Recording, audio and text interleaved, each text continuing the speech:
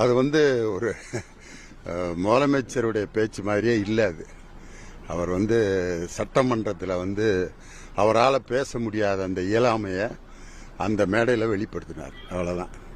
எங்கள் எதிர்க்கட்சி தலைவர் மாண்புமிகு உதயநிதி ஸ்டாலின் கேட்ட கேள்விகளுக்கு சட்டமன்றத்தில் அவரால் சரியான பதில் சொல்ல முடியல. அந்த முக இறுக்கத்திலே தெரிஞ்சது இது ஏதாவது அடுத்த மேடையில் இந்த மாதிரி வெளிப்படுத்துவாருன்ட்டு. அதனால் எல்லா மக்களும் அவருடைய பேச்சை ரசிக்கலை. அது ஒரு உணர்வு பூர்வமாக உணர்ச்சியை தூண்டுகிற பேச்சு மாதிரி தான் இருந்தது ஒழிய அவர் பயன்படுத்தின வார்த்தைகள் எல்லாமே ஒரு முதலமைச்சர் பயன்படுத்தக்கூடாத வார்த்தைகள். அல்லு சில்லு, கவர்ச்சிக்காக எனக்கு ஓட்டு போட்டாங்க, நான் என்ன அப்படின்ட்டு ஒரு கேப் விட்டார். அதை ஃபில்லப் பண்ணியிருக்கலாம் அவர்.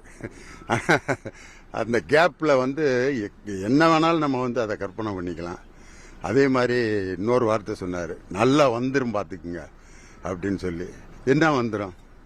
ஒரு முதலமைச்சர் வாயில் நல்லா வந்துரும்னாக்க எதுவும் தகாத வார்த்தைகளை சொல்ல போகிறாரா?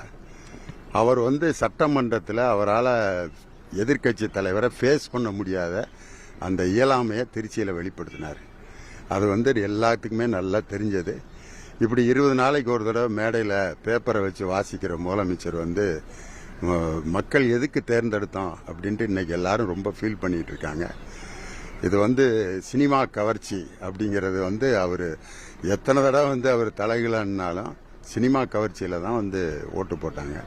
காரணம் என்னன்னா, அவர் விஜய் உங்களுக்கு எதுக்காக பிடிக்கும், மக்களுக்கு எப்படி அறிமுகமானார்? முதல்ல ஒரு போராட்ட தலைவர் அறிமுகமானாரா, அரசியல் தலைவர் அறிமுகமானாரா, இல்லை காவேரி பிரச்சனைக்காக ஏதாவது போராடி இருக்காரா, நீட் தேர்வுக்கு எதிராக ஏதாவது போராடி இருக்காரா? எந்த விதமான மக்கள் பிரச்சனைகளையும் அறிமுகமாகாத ஒருத்தர் இன்னைக்கு மக்களுக்கு எப்படி அறிமுகமானார்? சினிமா மூலம் தானே அறிமுகமானார்.